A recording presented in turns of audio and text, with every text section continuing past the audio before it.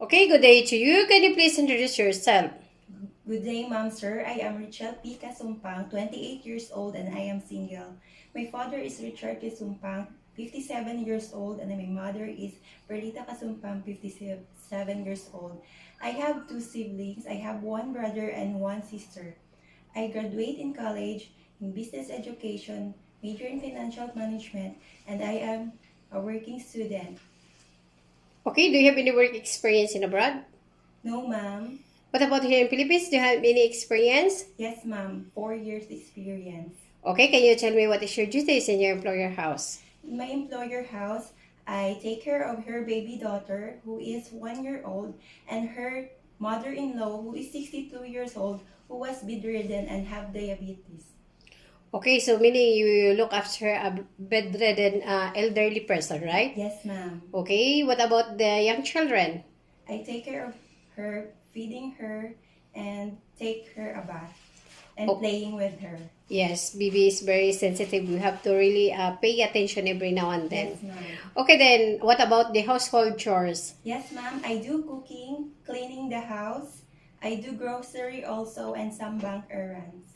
Okay, and your cooking experience, what kind of food you can cook? I can cook Filipino food and I also willing to learn any dishes.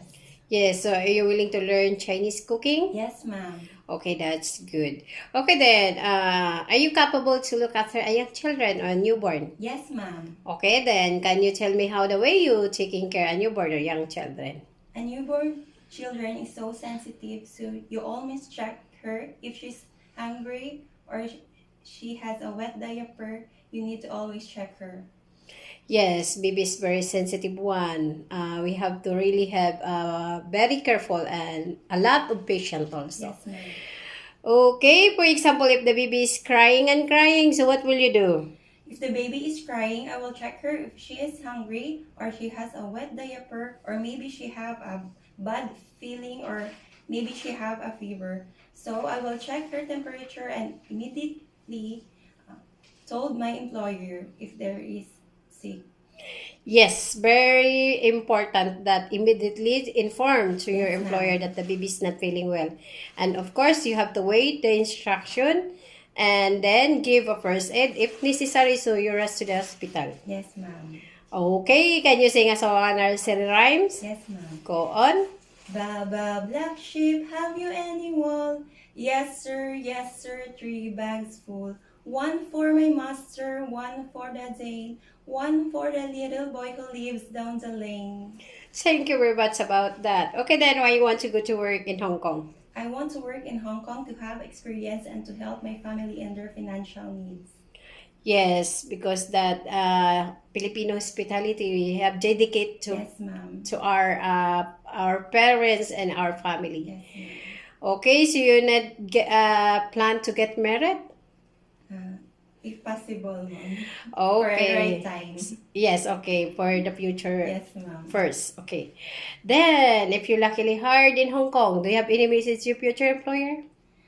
Ma'am, sir, if you're gonna hire me, I will give you all my full service to you and also I always love my work.